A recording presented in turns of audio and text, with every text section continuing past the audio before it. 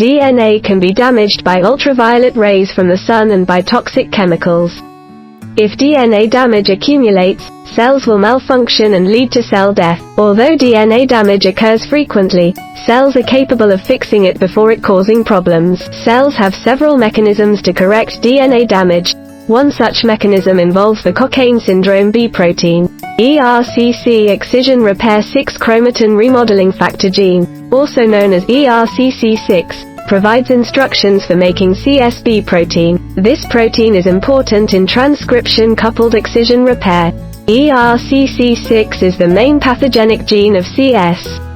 Mutations in the ERCC6 gene will cause cells to be unable to repair the DNA damage encountered during the transcription process, thereby causing RNA polymerase to stagnate at this position, interfering with gene expression, and ultimately causing Cockayne Syndrome B disease, and sometimes leading to age-related macular degeneration. Here's more information from RDDC.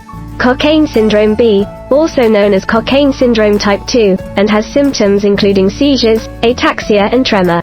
Affiliated tissues include eye, spinal cord and lung, and related phenotypes are intellectual disability, intrauterine growth retardation, patchy demyelination of subcortical white matter calcifications and neurodevelopmental delay.